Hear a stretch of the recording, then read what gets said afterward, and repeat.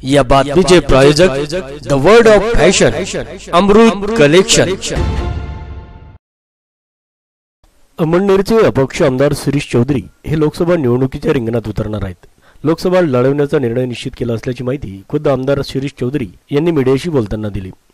जळगाव लोकसभा मतदारसंघातून भाजप शिवसेना युतीचे उमेदवार आमदार स्मिता वाघ यांनी काल उमेदवारी अर्ज दाखल केला। तसेच या मतदारसंघातून काँग्रेस राष्ट्रवादी महाआघाडीतर्फे माजी मंत्री गुलाबराव देवकर हे देखील निवडणुकीच्या रिंगणात आहेत। भारतीय जनता पार्टीने विद्यमान खासदार ए.टी. पाटील यांचे तिकीट कापून आमदार स्मिता वाघ यांना लोकसभेची उमेदवारी दिली। त्यामुळे भारतीय जनता पार्टीमध्ये अंतर्गत वाद चव्हाट्यावर आले आहेत। खासदार ए.टी. पाटील यांनी या उमेदवारीवरून जलसंपदा मंत्री नामदार गिरीश महाजन व जिल्हाध्यक्ष उदय वाघ यांच्यावर गंभीर आरोप केले होते।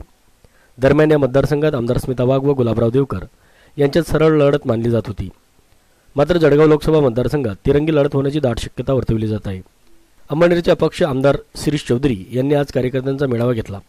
या मेळाव्यात त्यांनी लोकसभा निवडणूक लढवण्याविषयी कार्यकर्त्यांची मते जाणून घेतली। कार्यकर्त्यांनी आमदार शिरीष चौधरी यांना लोकसभा निवडणूक लढवण्यासाठी पाठिंबा दिला आहे। दरम्यान कार्यकर्त्यांची मते जाणून घेतल्यानंतर जळगाव लोकसभेची निवडणूक लढवण्याचा निर्णय घेतला असल्याची माहिती अपक्ष आमदार शिरीष चौधरी यांनी दिली आहे।